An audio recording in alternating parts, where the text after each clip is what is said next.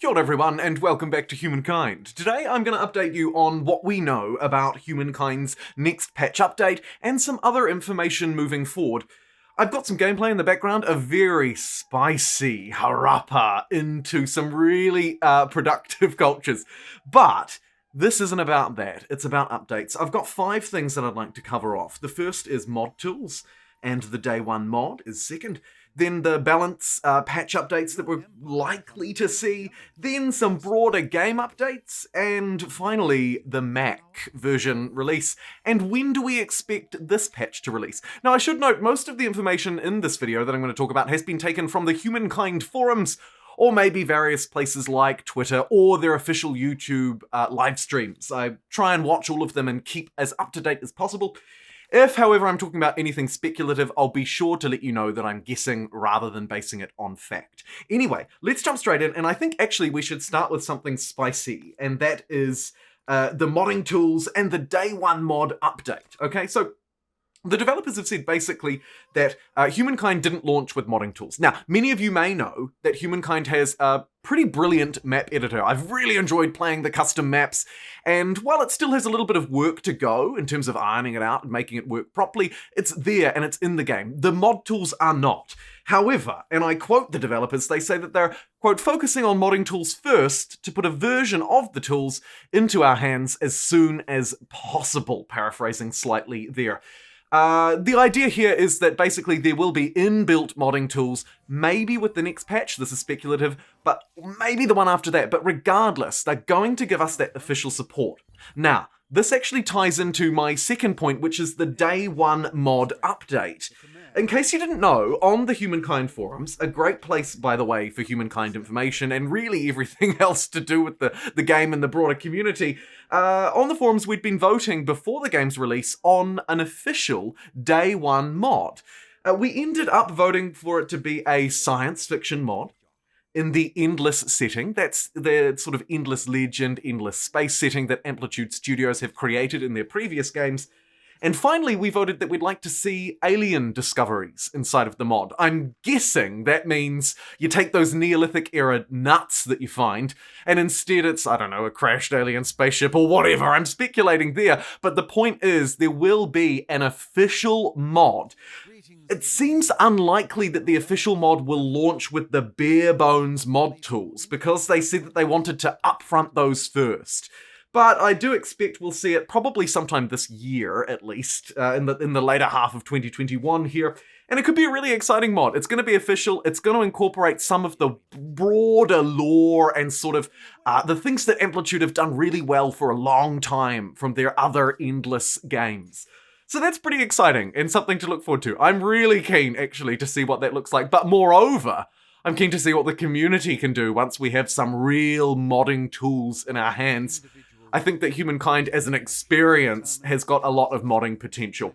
Anyway, you're not here to hear about that. You're here to listen to me talk about some broader game updates. So let's jump into those. In terms of gameplay mechanics, and I have covered this more in depth in a separate video, but we know a little bit more since then. The developers have said that they're going to be taking a very close look at some of the things that we've talked about here on the channel that we talk about in the live streams.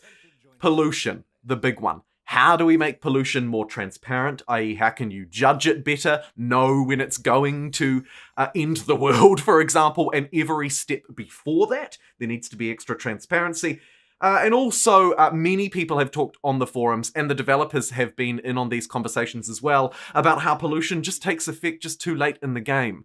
It's actually, in many ways, difficult to pollute the world unless you're playing on some of the longer game speeds. I think it becomes easier if you're playing on those slow or 600 turn speeds. It's not really doable on any others, though, and I think they're going to work on that. In terms of religion, they've acknowledged that the religious system is a little bit bare bones in some of their comments. I'm paraphrasing there, by the way.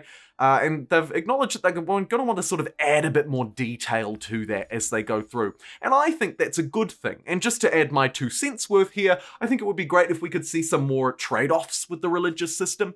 And also maybe a little bit more variety in the tenets. However, I do like the fact that I don't have to micromanage it so much. I like that. And so I hope they can keep hold of that moving forward. A couple of other things that they've mentioned sort of briefly around diplomacy and trade. Unfortunately, I don't have any more detail, or I was unable to find more detail on those. But as soon as I do, I'll be sure to let you guys know, either casually during the live streams if it's not a big deal, or in a video like this if there's enough information that it warrants it. More broadly though, and into my fourth point, there's been some interesting discussion on the forums around balance patching, or as the developers called it, balance pass. I assume that just means balance update, by the way. I wouldn't read into that too much.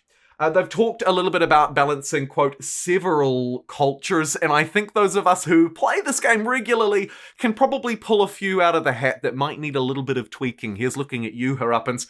Or more recently, here's looking at you, Mongols and the Huns.